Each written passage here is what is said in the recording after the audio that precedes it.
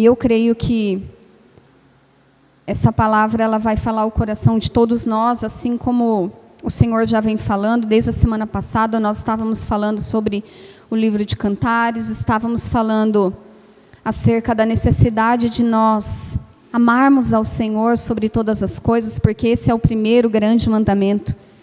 De tudo que todos nós aqui, nós temos necessidades diferentes.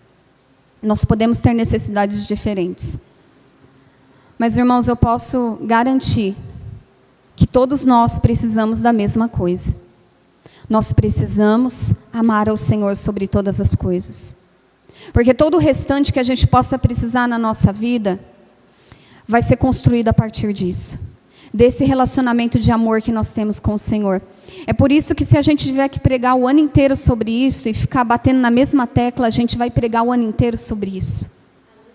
Enquanto o nosso coração não estiver queimando de amor por Jesus, enquanto o amor por Jesus não estiver movendo as nossas vidas, nós precisamos pregar isso para nós, de novo, e de novo, e de novo, e de novo. E permitir que o Espírito Santo faça aquilo que ninguém pode fazer. Não é uma boa pregação, não é uma boa teologia que vai convencer ninguém a se entregar mais a Deus. O que convence é o Espírito Santo. E nós precisamos da presença dEle, precisamos do agir dEle no meio da igreja, precisamos do agir dEle nos nossos corações, para que Ele nos traga entendimento acerca daquilo que está sendo pregado, para que a gente não entenda somente na nossa mente, intelectualmente. Irmãos, muitas vezes a gente está acumulando conhecimento a respeito de Deus. Eu não estou dizendo que isso é ruim, mas se esse conhecimento, ele não se transformar em algo que te faça mal ao Senhor, então você só está acumulando informação. E aí você tem muita informação sobre Deus, mas você não tem nenhuma experiência com Ele, você não tem nenhuma intimidade. Então, a partir da palavra do Senhor, que é viva e eficaz, mais penetrante que espada de dois gumes, por meio dessa palavra é que nós somos transformados. Amém? Então eu oro nessa noite para que o Espírito Santo, Ele venha visitar cada uma das nossas mentes e corações, que Ele venha nos quebrantar, que Ele tire toda a dureza do nosso coração, que Ele abra os olhos do nosso entendimento, para que nós possamos entender qual é a vontade do Senhor para as nossas vidas. Amém?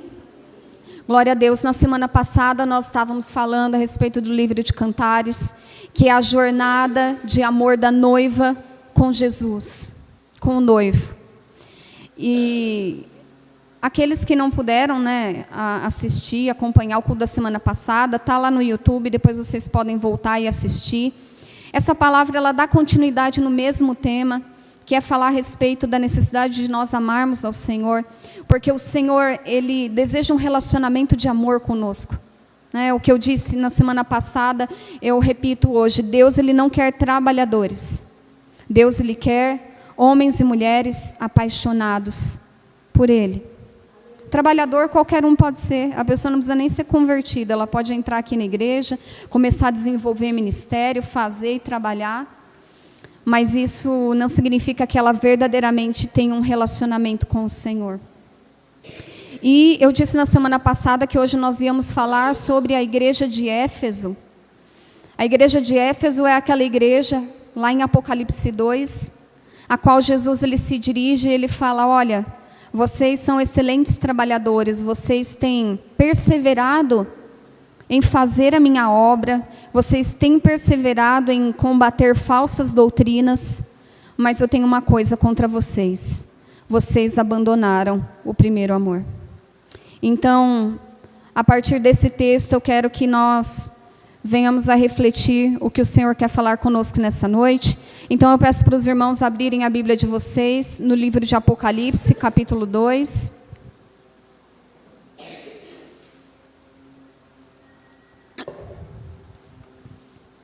Glória a Deus, as crianças também fiquem atentas.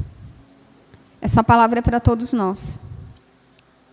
As nossas crianças precisam aprender a amar ao Senhor.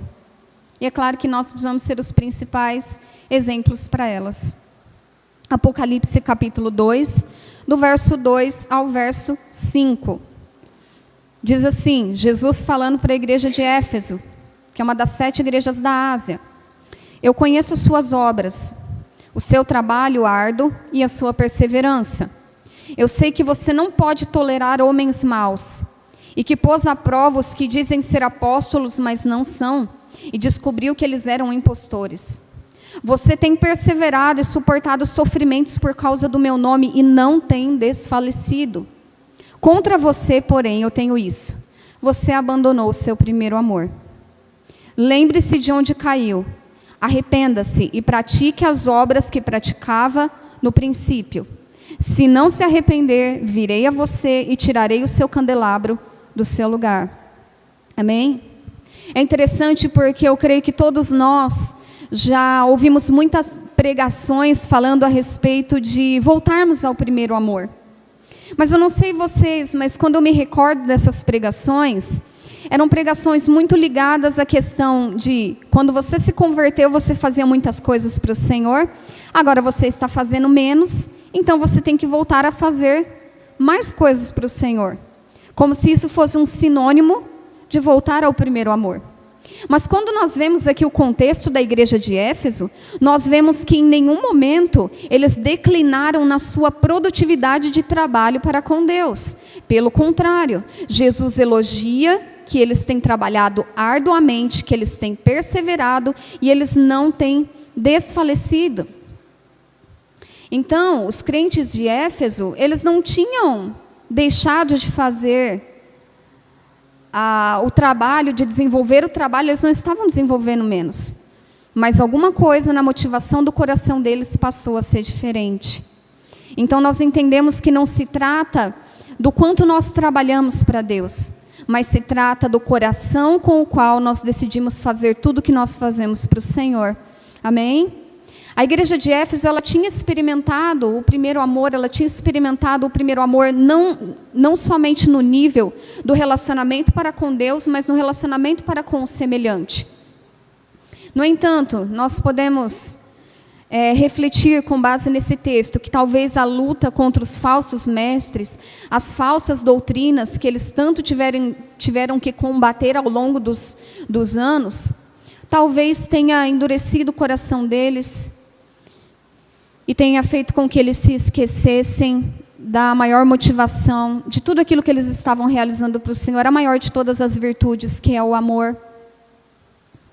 E a verdade é que nós abandonamos o primeiro amor quando nós substituímos o nosso amor pelo Senhor apenas por mero trabalho. É por isso que o noivo, ele tem insistido tanto com a sua noiva. Primeiro ele chama ela para o lugar de intimidade. Primeiro ele chama ela para inundar ela do seu amor. E só depois que ela já está cheia desse amor, é que ele a chama para trabalhar com ela pelo progresso da igreja. Amém? Então, nós entendemos que tudo se baseia no amor. Uma esposa e um marido, ele pode ser fiel sem a existência do amor. Vocês já pararam para pensar nisso? Uma esposa, ela pode ser fiel e cumprir ali com as suas obrigações sem necessariamente amar o seu marido. E talvez era exatamente isso que estava acontecendo com a igreja de Éfeso. Talvez o relacionamento deles com Deus se tornou um relacionamento meramente vinculado ao trabalho, sem afeto, sem amor, sem intimidade. E a verdade é que o amor, ele deve ser a principal e mais profunda marca de um discípulo de Cristo. É o que o Senhor nos fala lá no Evangelho de João, capítulo 13, se vocês quiserem abrir. João, capítulo 13, do verso... Eu acho que eu coloquei o verso errado aqui, é 34 e 35. Jesus diz o seguinte: um novo mandamento lhes dou. Amem-se uns aos outros, como eu os amei. Vocês devem amar uns aos outros. Com isso, todos saberão que vocês são meus discípulos, se vocês amarem uns aos outros. Então, Jesus está deixando claro aqui que a marca e a evidência daquele que é discípulo é o amor. E quando nós amamos ao Senhor, não tem como isso não se refletir no nosso amor ao próximo. Não tem como dizer que nós amamos a Deus e não praticamos esse amor para com o nosso semelhante. Então, isso se reflete tanto no nosso relacionamento com o Senhor, como no nosso relacionamento com as pessoas que o Senhor coloca ao nosso redor. E eu não estou falando aqui só dos nossos familiares. Eu estou falando de todas as pessoas que cruzam o nosso caminho, inclusive aquelas que muitas vezes se levantam para nos prejudicar. Amém?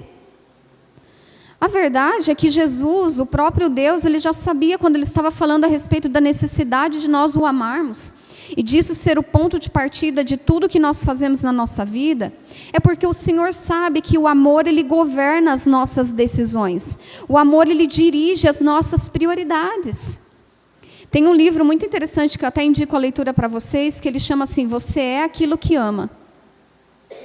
E aí nesse livro ele discorre muitas coisas, mas a essência é aquilo que você torna como prioridade na sua vida, aquilo que você está perseguindo, é aquilo que você ama. É aquilo que você ama. E o Senhor, ele sabe que o amor é o que dá propósito para a nossa caminhada. O amor, ele é o combustível do cristão. Sem amor, nada do que nós realizamos para Deus faz sentido algum. A gente sabe, isso está lá escrito em 1 Coríntios 13. Você pode falar outras línguas, você pode fazer o que for, você pode ter dons, mas se você não tem amor, a palavra diz, de nada vale. De nada vale. E a verdade é que nós, como cristãos, muitas vezes temos andado de tanque vazio. Nós deveríamos estar cheios do amor de Deus, e esse amor deveria estar nos movendo para tudo aquilo que nós venhamos a realizar para o Senhor. Seja o nosso trabalho aqui na igreja, um trabalho eclesiástico, seja a nossa vida de oração, seja o tratar com a nossa família, seja quando nós nos dispomos a ajudar um irmão. O amor, ele é o combustível do cristão. Mas muitos de nós temos andado com o tanque vazio. Ou talvez até a gente tenha avançado um pouco com uma gasolina batizada. O que seria essa gasolina batizada? É a motivação, né, que vem por meio das bênçãos. Elas podem nos levar um pouco adiante, mas em algum momento ela não vai ser suficiente para nos fazer caminhar e chegar até a eternidade com o Senhor. Somente o amor pode nos mover até a eternidade. Irmãos, entendam isso no coração de vocês. Somente o amor pode nos mover até a eternidade. Eu falei muito disso na semana passada. O trabalho nos cansa. Sim, até mesmo o trabalho para o Senhor, nós podemos nos cansar. Nós podemos desanimar. Nós podemos perder a perspectiva. Mas quando é o amor que nos move para aquilo que nós estamos fazendo, é completamente diferente. E eu quero trazer alguns pontos aqui para nós refletirmos. Por que nós abandonamos o primeiro amor? E o primeiro, e talvez um dos principais motivos, seja porque a nossa busca pelo Senhor e o nosso trabalho desenvolvido para com o Senhor, talvez esteja sendo feito por uma motivação errada. Entendendo ali o contexto da igreja de Éfeso, quando nós pensamos, né, na palavra abandono, Jesus disse, olha, você abandonou o primeiro amor. Não foi algo acidental. Quando você abandona algo, você está consentindo com aquilo. É uma decisão, se trata de algo que você, no teu coração, você decidiu. Conscientemente, em algum momento, algo foi uma prioridade maior. E a verdade é que, quando nós não temos uma motivação correta no nosso coração, talvez a gente trabalhe para o Senhor, talvez a gente esteja na presença dEle, talvez a gente esteja fazendo isso só por hábito, talvez seja porque nós estamos buscando alguma bênção, alguma recompensa, ou talvez seja porque nós estamos pensando no galardão que nós vamos alcançar do nosso Senhor, ou pode ser até mesmo por medo de ir para o inferno, medo daquilo que o inimigo pode nos fazer, daquilo que o inimigo pode tocar na nossa vida. Muitas vezes nós podemos estar permanecendo na presença de Deus com a motivação errada. E sem o amor, meus irmãos, O nosso trabalho, os nossos dons, o nosso ensino, a nossa boa teologia não vale de nada. A igreja de Éfeso tinha uma ótima teologia. O próprio Jesus disse: vocês conseguiram pegar no pulo aqueles que estavam tentando enganar vocês, se fazendo de apóstolos, mas não eram. Vocês conseguiram identificar falsas doutrinas no meio de vocês. Então o zelo religioso existia. E eu não estou dizendo que ele não tem nenhum valor, mas eu estou dizendo que quando nós substituímos o amor por Jesus por zelo religioso, nós podemos nos perder no meio do caminho, meus irmãos. Porque o que o Senhor quer no final das contas é que nós estejamos aqui aos pés dele, para nos deleitar na sua presença, para sermos plenos do seu amor, para sabermos o quanto nós somos amados por ele, para que a gente não seja mais enganado, para que a gente não seja mais enganado pelas vozes do mundo, pela voz do inimigo. Quando nós olhamos para a nossa vida e nós vemos que às vezes tem muita coisa ali que precisa ser ajustada, muita coisa precisa ser mudada, muita coisa precisa ser transformada.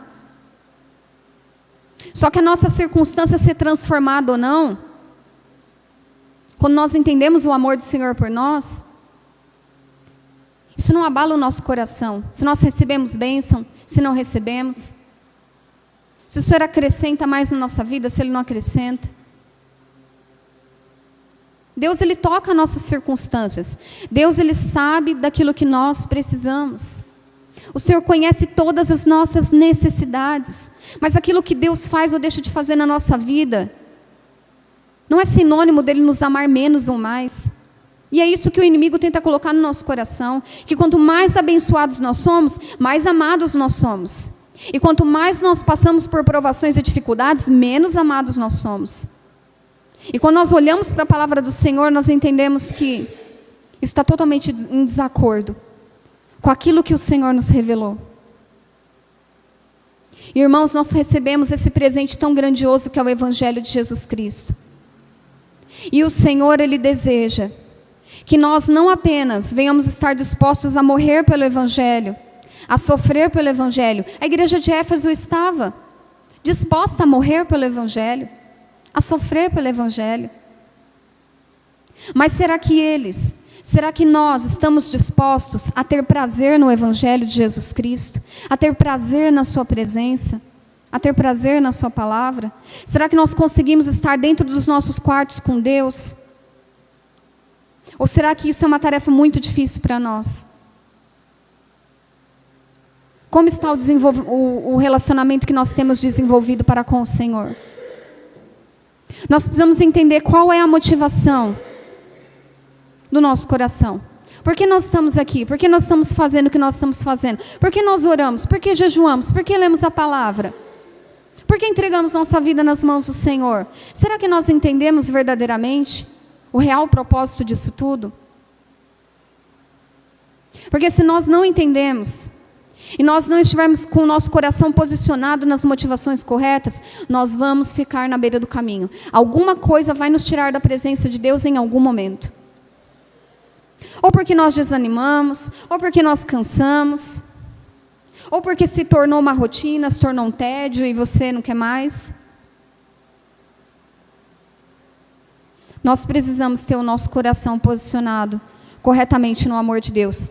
Somente o amor do Senhor pode nos fazer perseverar até o fim. Muitos não vão chegar ao final da sua caminhada. Muitos já ficaram à beira do caminho e muitos ainda vão ficar.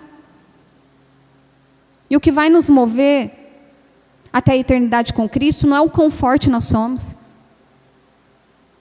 não é o quanto de conhecimento nós temos, não é o quanto nós trabalhamos na igreja. O que vai nos fazer perseverar até o fim é a percepção do quanto nós somos amados e do quanto nós amamos ao Senhor. Todo o Evangelho se baseia nisso, em amar a Deus,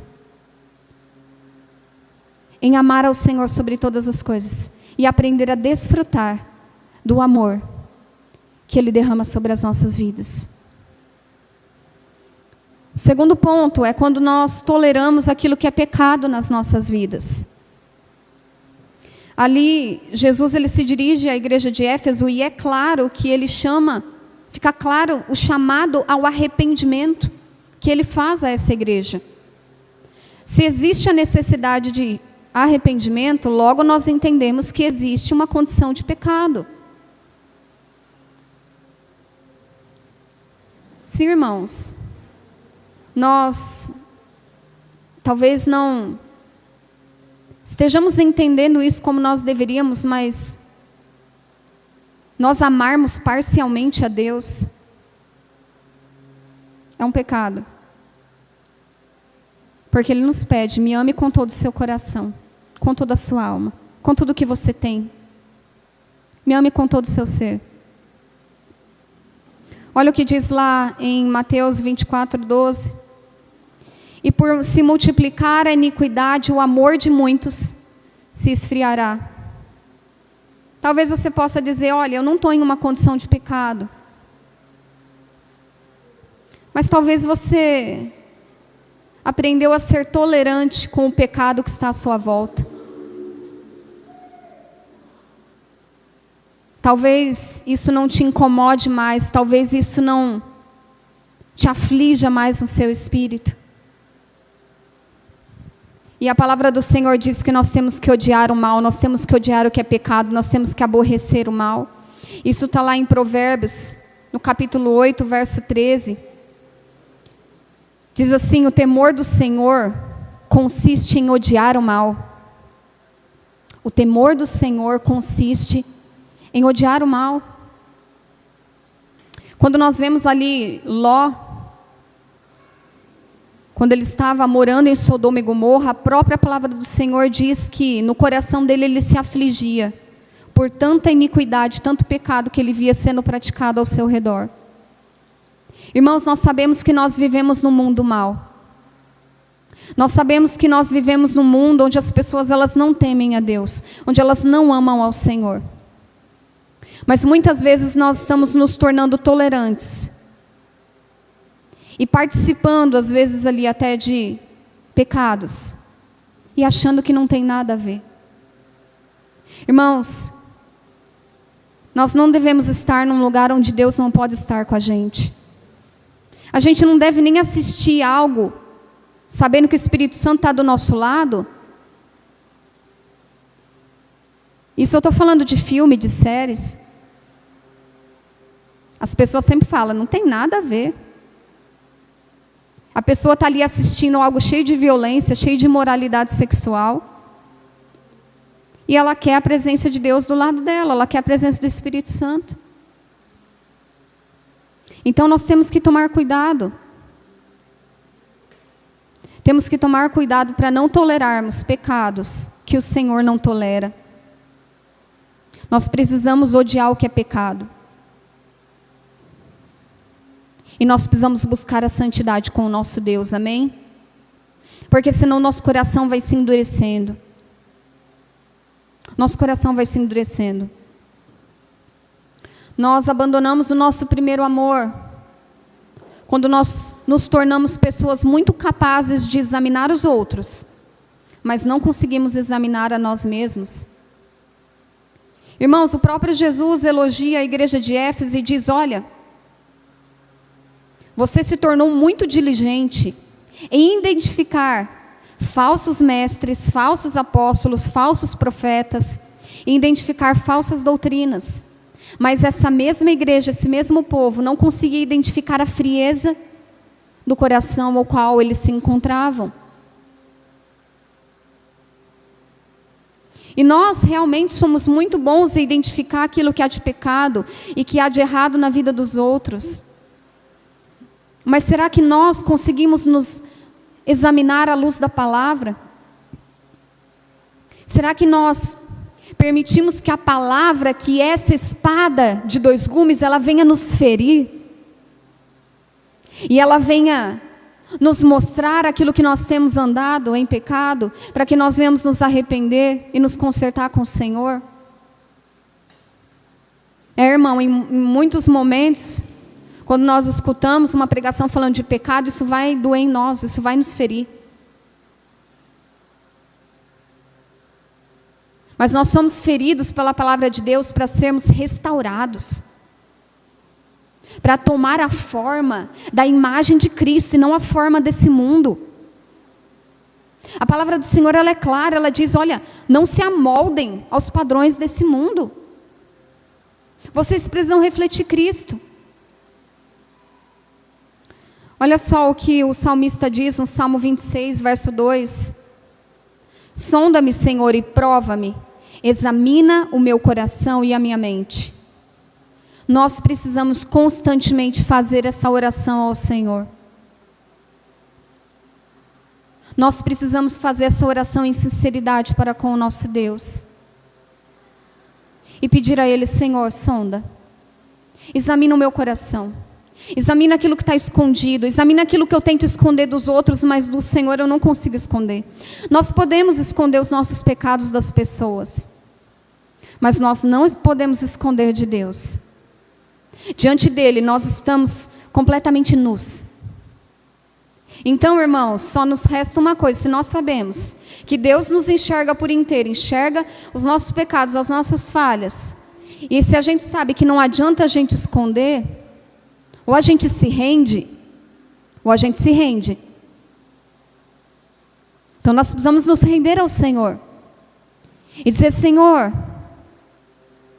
há áreas na minha vida que precisam ser tratadas, eu não posso ignorar. As áreas da nossa vida que precisam ser tratadas, nós não podemos ignorar. Porque aos poucos, isso vai nos levando à frieza do nosso amor para com o nosso Deus. O outro ponto, por que nós esfriamos nosso amor para com o Senhor? A superficialidade com Deus. Talvez esse daqui seja uma das maiores realidades da igreja. A superficialidade no relacionamento para com o Senhor. Enquanto na sua palavra Deus se revela, um Deus que quer ter intimidade, um Deus que quer se revelar, um Deus que quer nos fazer provar dos seus mais profundos afetos. Em contrapartida, nós vemos um povo que tem vivido apenas na superfície do seu relacionamento para com o Senhor. Gostam de frequentar a igreja, gostam de ouvir as pregações, gostam de estar entre os irmãos, gostam de ouvir um bom louvor, mas não estão dispostos a tomar a sua cruz, negar a si mesmo e seguir ao Senhor. E abraçar as delícias e o sofrimento que há em seguir Jesus. E essa superficialidade com Deus, ela nos traz a falsa sensação de que nós estamos na presença do Senhor, de que nós estamos agradando a Deus.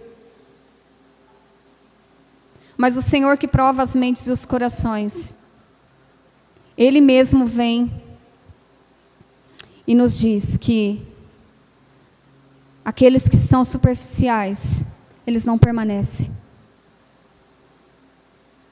Olha o que diz lá em Lucas 8, capítulo 8, verso 13.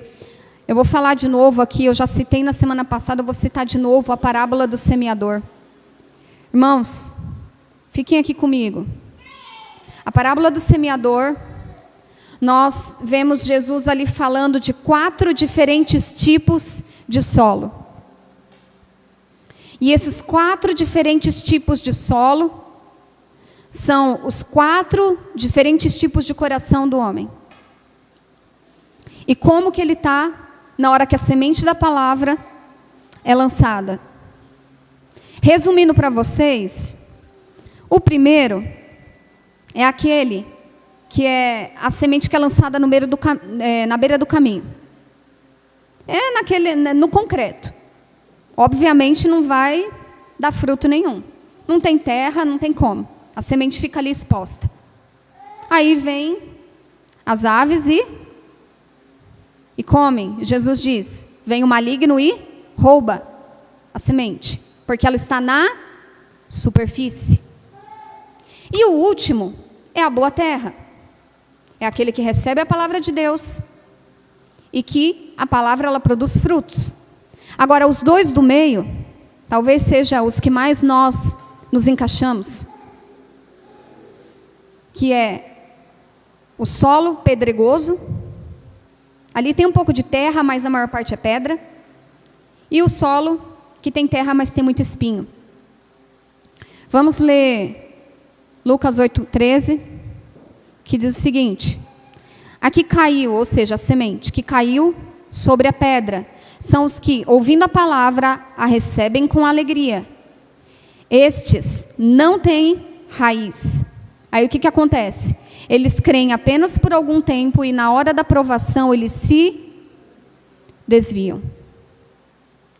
Então, esse solo pedregoso é aquele solo que ele tem um pouquinho de terra. Então a semente ela cai, ela chega a brotar, ela até brota. Mas a raiz dela ela não vai fundo, porque é tudo pedra. Aí o que acontece? Vem o sol e queima. E aí não progride, não frutifica. E essa falta de raízes profundas em Deus, ela nos impede que a gente amadureça e cresça em amor para com o Senhor. Porque se nós falamos que o nosso relacionamento para com Deus é baseado no amor, ele deve ser baseado no amor. Quando nós somos superficiais com Deus, nós também somos superficiais no nosso amor. Eu falei da superficialidade com Deus, agora no mesmo capítulo, Lucas 8:14.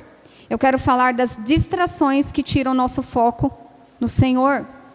Lucas 8:14 diz o seguinte: a que caiu, ou seja, a semente que caiu entre os espinhos, são os que ouviram, e no decorrer dos dias foram sufocados. Os espinhos sufocaram a palavra. Foram sufocados com o quê? Com os cuidados, as riquezas e os deleites ou os prazeres da vida. E os seus frutos não chegam a amadurecer. Então a semente chegou a penetrar ali na terra? Chegou. Brotou? Brotou. Mas está cheio de espinho. Está cheio de espinho, a pessoa está distraída. É o trabalho, são os projetos pessoais, são os problemas, são as demandas, são as 1001 coisas que a pessoa precisa fazer. Pergunta para qualquer pessoa hoje, gente, ninguém tem tempo para nada. Ninguém tem tempo para nada. Está todo mundo hiper ocupado. E aí você vai ver na maior parte das vezes, a grande maior parte das vezes, não é com Deus que a pessoa está ocupada, é com outras coisas. E a palavra diz, foi sufocado com os cuidados da vida, com a rotina, com as riquezas, ou pela busca das riquezas, pela busca de uma abundância, pelos deleites da vida. Nós estamos falando de coisas aqui que não são necessariamente pecado. Se você recebe uma bênção do Senhor, você está desfrutando dela, veio do Senhor. Mas existe uma linha bem tênue, onde nós permitimos que até mesmo as bênçãos do Senhor sufoquem o nosso foco principal em buscar a Ele. Amém? Nós vemos ali quando o povo estava clamando a Deus para serem libertos da opressão de Faraó. Sabe o que Faraó fez? Ele falou assim, olha, esse povo deve estar orando e deve estar clamando porque eles estão tendo tempo. Eles estão com tempo de sobra para clamar. Aí ele falou assim, olha, dobrem o trabalho deles. Antes a gente dava palha para eles fazerem os tijolos, agora eles que vão ter que catar a palha e eles vão ter que fazer a mesma quantidade de tijolos que antes. A gente vai ocupar bastante eles. E eles não vão ter tempo para clamar ao Senhor. Nós sabemos que na tipologia bíblica, Faraó ele representa Satanás, o nosso opressor. E é justamente isso que o inimigo vem e faz. Nos enche de ocupações, para que a gente não tenha tempo de clamar e buscar ao nosso Deus. E nós estamos ali, Trabalhando, cuidando da nossa vida, cuidando dos nossos negócios, cuidando das nossas demandas. E o inimigo tem conseguido aquilo que ele espera de nós. Nós temos deixado o nosso Deus de lado. Na parábola do grande banquete, eu não sei se vocês já leram, mas a parábola do grande banquete, lá em Lucas 14, o rei ele fala, para o seu servo, vai e busque, convide. Vá e convide a todos, o povo. Ele tinha os seus convidados específicos ali, que ele queria que estivessem no banquete. E os servos dele foram atrás desses convidados. E falou, olha, o rei está te chamando para um banquete. E a Bíblia fala que eles tinham muitas desculpas para dizer por que eles não poderiam participar do banquete. Um falava, é que eu...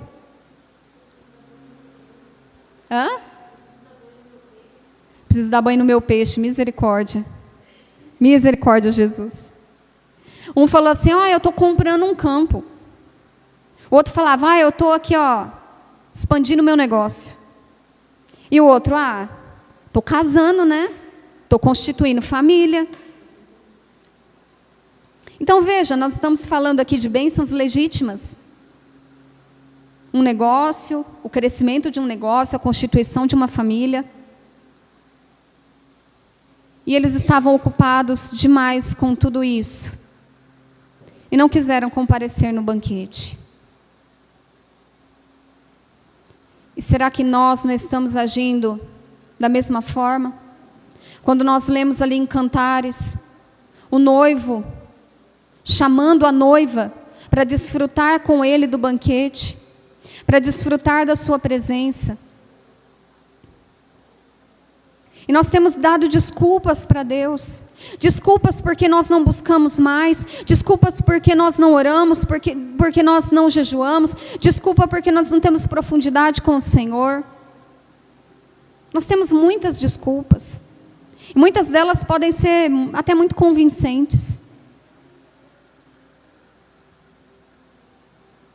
Mas a verdade é que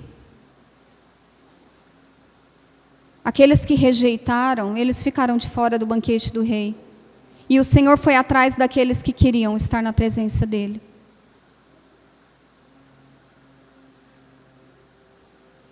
O Senhor, Ele convida aqueles que querem estar na sua presença. Muitas pessoas vão rejeitar. Que o Senhor nos livre, que nós sejamos essas pessoas, de rejeitar o banquete do Senhor, posto diante de nós. Olha o que diz lá em Lucas 10, 41, do verso 41 ao 42. Até mesmo um serviço prestado a Deus, irmãos, até mesmo um serviço prestado a Deus não pode e não deve substituir o tempo que nós gastamos ouvindo a sua voz. Olha o que Jesus disse para Marta. Respondeu-lhes o Senhor, Marta, Marta, andas inquieta e te preocupas com muitas coisas. Será que isso soa familiar para nós? Será que aqui tem alguma pessoa inquieta e que está se preocupando com muitas coisas? Ou será que isso só acontece comigo? Marta, Marta. Nathalie. Andas inquietas e te preocupas com muitas coisas. Entretanto, pouco é necessário, ou mesmo uma só coisa.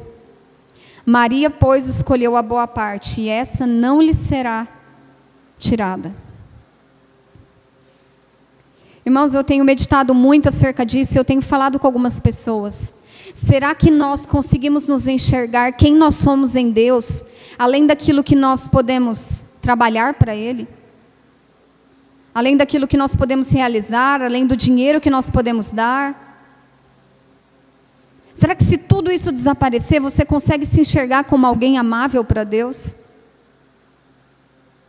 Ou será que nós nos enxergamos e nos sentimos amáveis para com o Senhor somente diante daquilo que nós podemos fazer, diante daquilo que nós podemos trabalhar, diante daquilo que nós podemos realizar?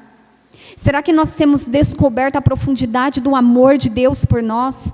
e que a gente não precisa fazer absolutamente nada para que Ele nos ame. Nós não precisamos e não conseguiríamos jamais comprar o amor de Deus. E se a gente tentar merecer também, a gente vai estar tendo um esforço inútil. Eu e você nunca vamos merecer o amor de Deus.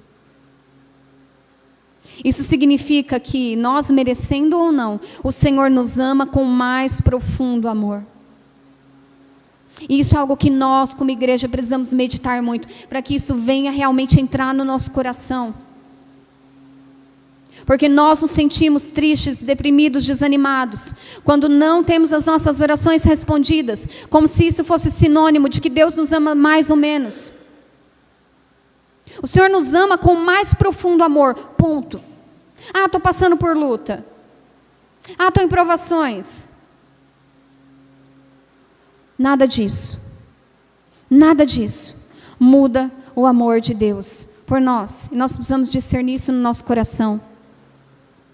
E a partir disso, desse entendimento, de que nós permitimos que o nosso coração se esfriasse, o Senhor, Ele nos chama, Ele faz um chamado, Ele fez um chamado para a igreja de Éfeso, e Ele faz hoje esse chamado para nós, esse chamado ao arrependimento. Nós precisamos nos arrepender. E Jesus foi claro na maneira como Ele estava instruindo a igreja acerca do arrependimento. Se lembre de onde você caiu. Presta atenção, aonde foi que você deixou de me amar? Aonde foi que você deixou de se relacionar profundamente comigo? Você precisa saber. Porque se você não sabe aonde você caiu, naquilo que você errou, você não vai retomar do ponto certo. Você precisa retomar exatamente do ponto aonde você deixou que o seu relacionamento com o Senhor fosse substituído por outras coisas. O filho pródigo, ele retornou à casa do pai. Primeiro ele se lembrou que ele poderia voltar à casa do pai, mas se ele tivesse apenas se lembrado, ele não teria feito o caminho de volta.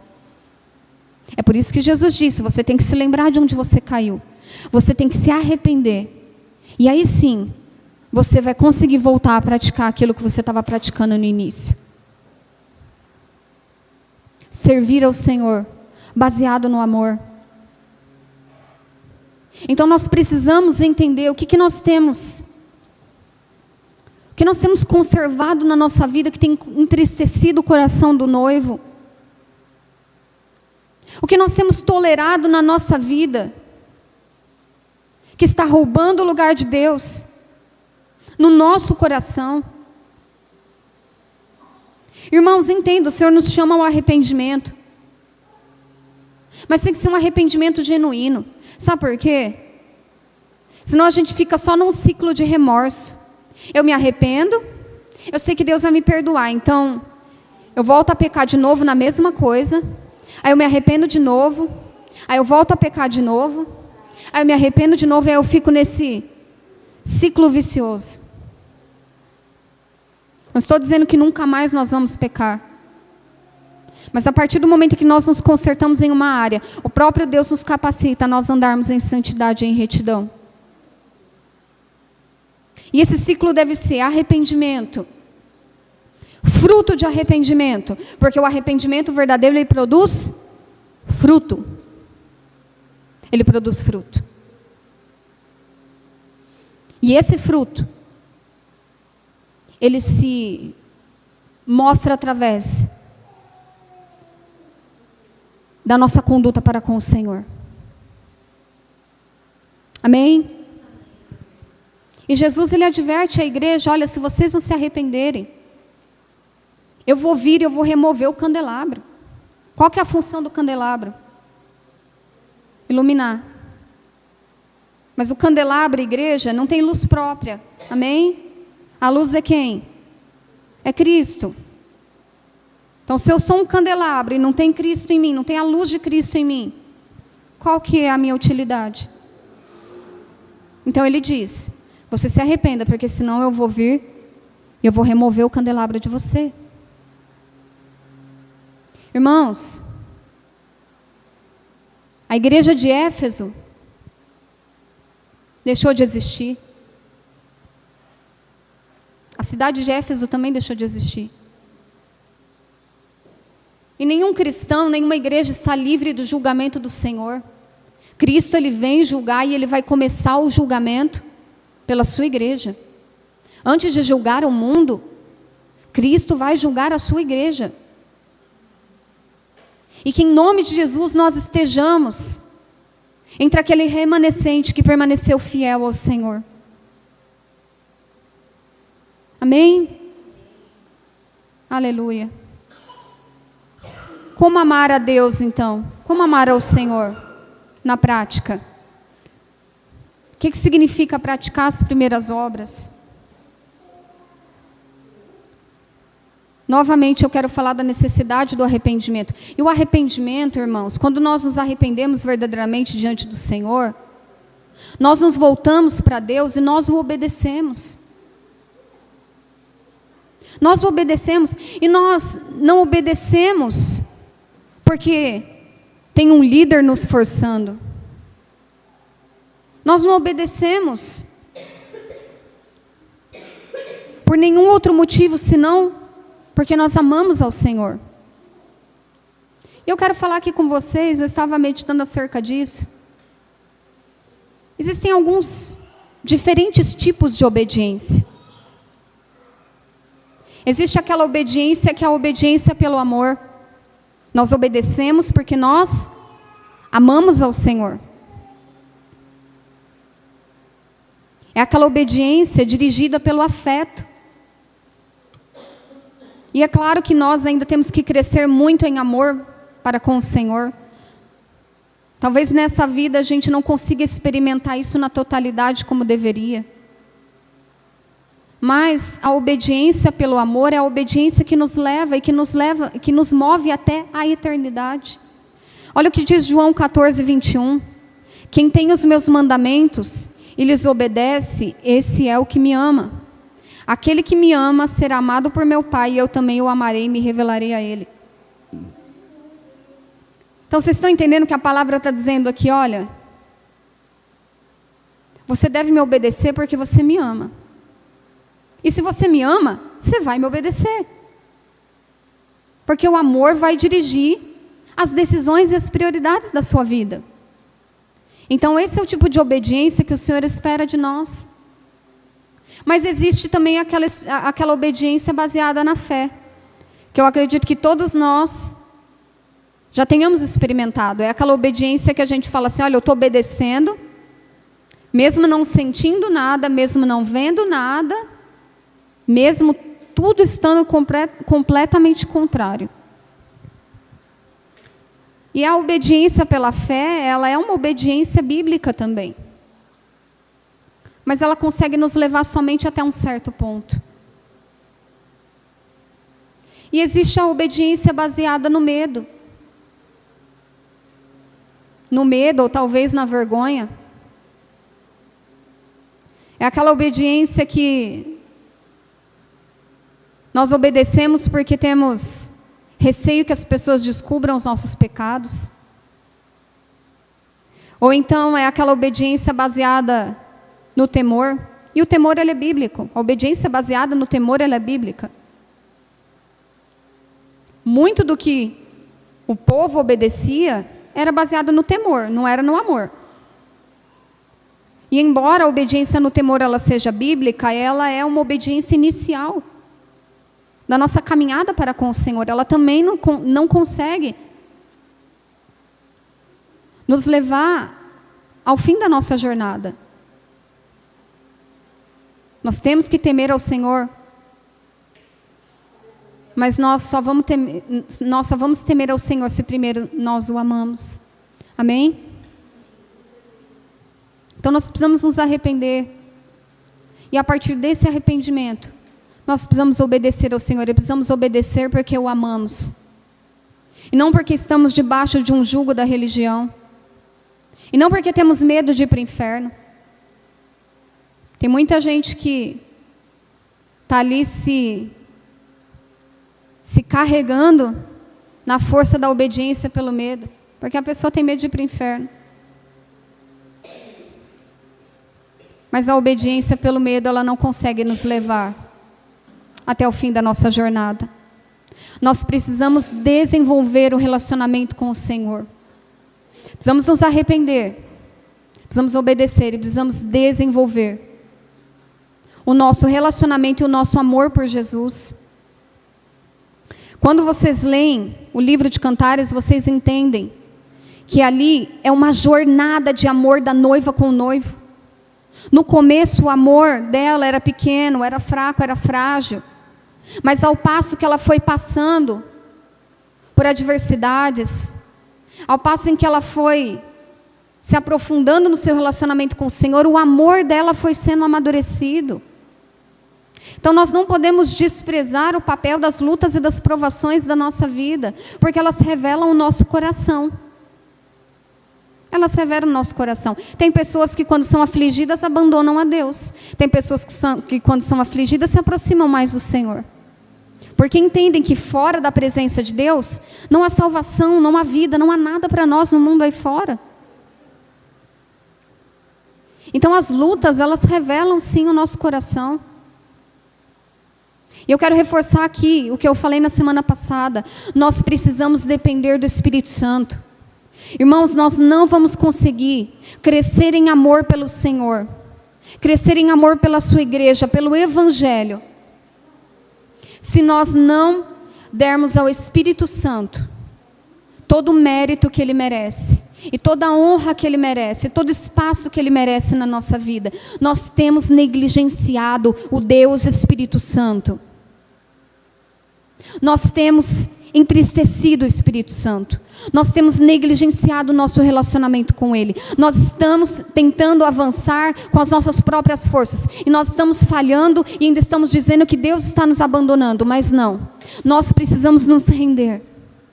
E nós precisamos dizer ao Espírito Santo: eu não consigo avançar se o Senhor não estiver comigo. Eu não consigo amar a Deus se o Senhor não estiver comigo. Eu não consigo servir a Deus se o Senhor não estiver comigo. Nós precisamos depender do Espírito Santo, irmãos. Se nós não dependemos do Espírito Santo, seja para pregar, seja para evangelizar, seja para abençoar a vida de alguém, se nós não fazemos isso a partir de um relacionamento com o Espírito Santo, em algum momento a gente vai cansar e a gente vai parar de fazer. Nós precisamos lavar os pés uns dos outros. Foi isso que Jesus fez, e é isso que Ele disse que nós deveríamos fazer. Irmãos, nós não estamos aqui para ser servidos, nós estamos para servir. E como é difícil do crente entender isso, porque o crente, ele quer ser servido. E o Senhor, Ele não nos disse: olha, quando as coisas melhorarem na sua vida, você vai e serve. Quando você resolver todos os seus problemas, você vai e serve. Quando você não tiver enfermidade nenhuma, você vai e serve. Quando todas as suas contas estiverem pagas, você vai e serve. Não. Da forma como nós estamos, o Senhor disse: lavem os pés uns dos outros. Sirvam uns aos outros em amor. Se você estiver servindo, mas isso não estiver sendo feito a partir do amor, você vai murmurar. Você vai começar a murmurar do quanto aquela pessoa não merece o que você está fazendo por ela. E aí você esquece que você não merece nada do que Deus faz por você. E aí você começa a desenvolver um serviço baseado na meritocracia. Eu sirvo, eu ajudo, eu faço, e a pessoa tem que fazer por onde? Alguém sabe onde que tem esse versículo na Bíblia? Servir é negar a nós mesmos. O nosso ego, o nosso orgulho. E ao passo em que nós nos doamos e amamos aos outros, o amor de Deus vai sendo amadurecido dentro de nós. Olha o que diz lá em Mateus 25:40. O rei responderá: digo-lhes a verdade, o que vocês fizeram a algum dos meus menores irmãos, a mim o fizeram. Jesus vem e fala, no dia do juízo: olha, eu tive sede, você não me deu de beber. Eu tive fome, você não me deu de comer. Eles perguntam: mas quando que isso aconteceu? Quando você deixou de fazer para um daqueles que necessitavam, você deixou de fazer para mim. Porque eu ordenei que você me amasse e que você amasse ao semelhante. Amém? Nós precisamos aprender a desfrutar dos prazeres que há na presença de Deus, irmãos. É isso que vai fazer com que você permaneça na presença do Senhor. As bênçãos podem fazer com que você permaneça por um tempo. Uma boa teologia pode fazer com que você permaneça por um tempo. Tantas outras coisas podem fazer com que você permaneça na igreja ali. Mas só o amor. Só quando você descobre o quanto você é amado. E o quanto você pode receber do amor de Deus sobre a sua vida. Quando você descobre isso, nada te tira do colo de Deus. Irmãos, gravem isso no coração de vocês. A partir do momento em que nós descobrirmos verdadeiramente o quanto nós fomos amados, o quanto o Senhor nos amou e continua nos amando, e o quanto nós temos a desfrutar na presença dEle, quando nós verdadeiramente entendermos isso no nosso coração, absolutamente nada vai nos tirar da presença de Deus. E aí nós vamos entender aquilo que Paulo falou em Romanos 8. Nada pode nos separar do amor de Deus que está em Cristo Jesus. Nem a morte, nem a vida, nem anjos, nem principados, nem potestades. Quando nós entendemos que o amor do Senhor é a única coisa que nos sustenta de permanecer na presença dEle, nós entendemos essa palavra passa a fazer sentido para nós. E grave isso no seu coração, ninguém te tira da presença de Deus, o diabo ele não tem o poder de tirar você da presença de Deus. Nós é que consentimos e saímos da presença do Senhor. Muitas vezes pelo engano, muitas vezes caindo nas armadilhas e nas artimanhas do inimigo, mas somos nós que decidimos sair. Ninguém nos tira desse lugar onde nós somos profundamente amados por Deus, desse lugar onde nós somos inundados pelo seu amor. Ninguém, nada pode nos separar do amor de Deus que está em Cristo Jesus. E eu quero que isso realmente entre nos nossos corações. O amor, ele dirige a nossa vida. Aquilo que você ama vai dirigir a sua vida. Se você ama mais você mesmo, você vai ser dirigido pelos anseios do seu coração. Se você ama mais as riquezas, o dinheiro, você vai ser dirigido pelo dinheiro. Se você ama o reconhecimento, as conquistas, você vai ser dirigido pelo reconhecimento e pelas conquistas. Aquilo que você ama vai dirigir a sua vida. É por isso que nós temos falado tanto, que a mudança na nossa vida como cristãos, é quando o amor a Deus passa a dirigir tudo em nós. Se eu vou comprar, se eu vou vender, se eu vou ficar, se eu vou doar, se eu vou fazer, se eu vou deixar de fazer. Quem passa a dirigir todos os anseios do meu coração passa a ser o amor do Senhor, o amor que eu tenho pelo Senhor, o amor que eu estou desenvolvendo para com o Senhor. Entendam, às vezes a gente olha e a gente pensa, nossa, o meu amor é muito pequeno, é muito fraco. Tudo bem. O Senhor, Ele aceita o nosso amor fraco e pequeno. E Ele quer que a gente desenvolva esse amor. Ele quer que a gente desenvolva esse amor. Deus, Ele nos fez. Entendeu isso que eu vou falar? Deus, Ele fez o homem com anseios a serem satisfeitos no seu coração. Não foi o diabo. Foi Deus quem fez o nosso coração com anseios a serem satisfeitos. A questão é que o diabo ele veio e tentou nos fazer substituir aquilo que nós só podemos satisfazer em Deus pelo vinho bom e pelo vinho mau. O vinho bom é o que? As bênçãos. O vinho mau é o quê? É o pecado, no qual nós também temos prazer. A pessoa peca porque tem prazer em pecar. Então foi o próprio Deus que criou o coração do humano com anseios. No entanto, esses anseios, eles só podem ser satisfeitos em Cristo.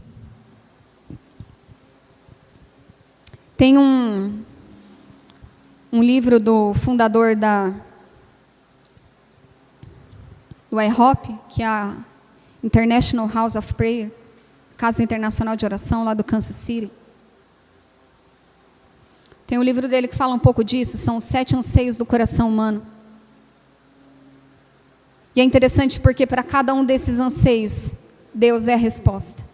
Eu vou citar aqui rapidamente com vocês, depois se vocês tiverem mais curiosidade. O anseio por ser amado. Todos anseiam por serem amados. Pode até chegar e dizer, não preciso do amor de ninguém, não preciso de ninguém, bobagem. Todo ser humano anseia ser amado. E nós sabemos que Deus, Ele tem um profundo e incomparável amor para preencher esse anseio dentro de nós. Nós já somos e já fomos profundamente amados por Ele.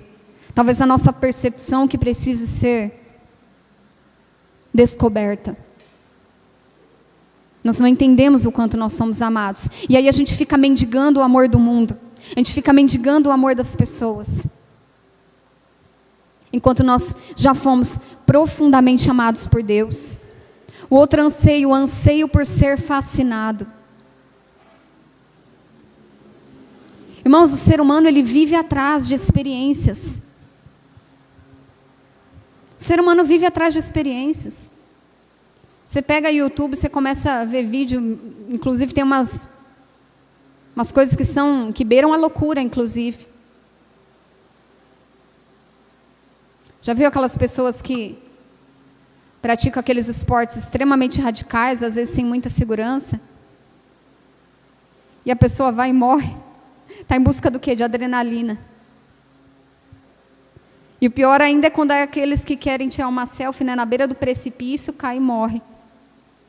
Gente, já vi muita notícia disso. Misericórdia. Tudo por uma foto. Tudo por uma selfie. Para mostrar para os outros que você está vivendo uma experiência uau. Por que você acha que as pessoas vão atrás do uso de drogas? Qual que é a experiência que ela tem quando ela usa uma droga? Ela viaja. E isso a gente pode extrapolar para outras coisas também, a comida. Sim. Então o ser humano, ele está sempre em busca de ser fascinado. Ele está sempre em busca desse fascínio. Só que somente em Deus nós podemos viver o extraordinário.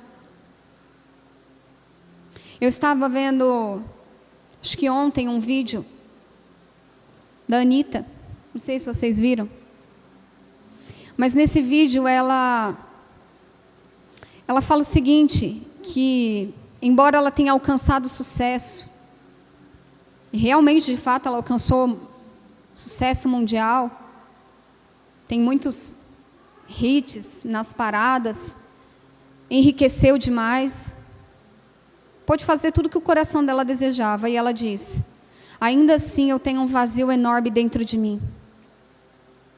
E eu fico pensando, será que se eu perder tudo que eu tenho, eu ainda vou conseguir ser feliz? Ela parece ali que está até pregando. E a verdade é que esse fascínio, essa alegria que só pode ser dada pelo Senhor, ela não pode ser preenchida com as coisas desse mundo. Ela não pode ser preenchida com as coisas desse mundo. O anseio por ser belo. E a gente pode falar literalmente, né? Hoje em dia a indústria da beleza, ela lucra muito. E as pessoas, elas querem ser belas para quê? Para serem admiradas, veneradas. Por uma questão de orgulho, elas querem exibir a sua beleza. E é claro que a beleza que a palavra do Senhor ela nos traz. Ali em Gênesis, o próprio Deus disse, olha, façamos o homem à nossa imagem. E a gente se preocupa tanto com a nossa aparência externa. Nós fomos criados à imagem do nosso Deus. Ali 1 Pedro diz, olha, a beleza de vocês não deve estar nos enfeites exteriores, com cabelos trançados. Não significa que você não pode se arrumar, não significa que você tem que andar, né, que nem um mendigo abandonado. Mas é a beleza do nosso interior, pelo contrário, esteja no seu interior. A beleza que não perece. Ela é demonstrada num espírito dócil e tranquilo, que é de grande valor para Deus. Então nós temos esse anseio por ser belo, por ser belos. E nós fomos criados à imagem de um Deus belo, de um Deus perfeito, de um Deus maravilhoso. O anseio de ser grandioso. Entenda, irmãos. A gente sabe que no reino de Deus, as coisas são de ponta cabeça. O que Jesus disse? O maior é aquele que serve. É o menor. Então é claro que o conceito aqui de grandeza é diferente do ponto de vista do Senhor, do ponto de vista do humano, que só busca o orgulho e a autoexaltação. O anseio pela intimidade. Todos nós temos anseio por sermos totalmente entregues em amor. E Deus, Ele nos fez para sermos íntimos dEle e para nos entregarmos por completo a Ele. E sabe por que a gente está tentando se satisfazer com outras coisas? Porque nós temos nos entregado parcialmente a Deus. Só que Deus não sabe se entregar parcialmente. Com Deus é tudo ou é tudo. E Deus está querendo nos mostrar isso. Comigo, no relacionamento comigo, não dá para ser meio termo. Ou é tudo, ou é tudo. Se você ficar no muro, em cima do muro, naquele dia eu vou virar para você e vou dizer, eu nunca te conheci. Deus, ele se entregou e continua se entregando por inteiro a nós.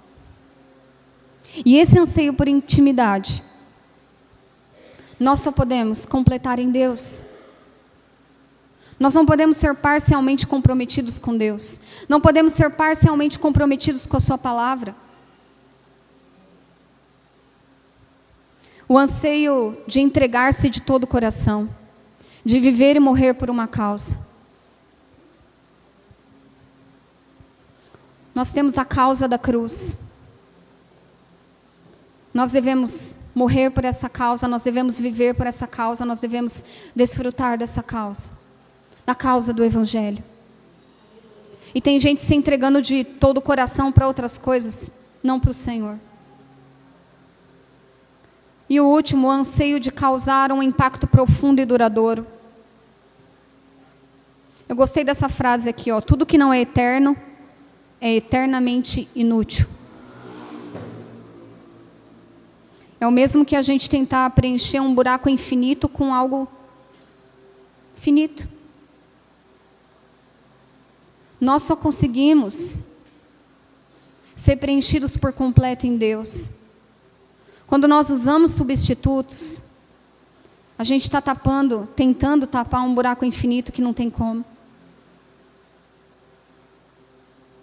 Nós precisamos entender que o Senhor nos criou com anseios no nosso coração. E esses anseios só podem ser satisfeitos nele. O maior prazer que eu e você possamos experimentar nessa vida não é a cura, não é a riqueza, não é a fama, o reconhecimento, os aplausos. A gente pode experimentar tudo isso, e isso pode alegrar o nosso coração por um tempo. Mas chega um momento que o vazio ele volta. Porque nós só podemos ser completamente satisfeitos em Deus.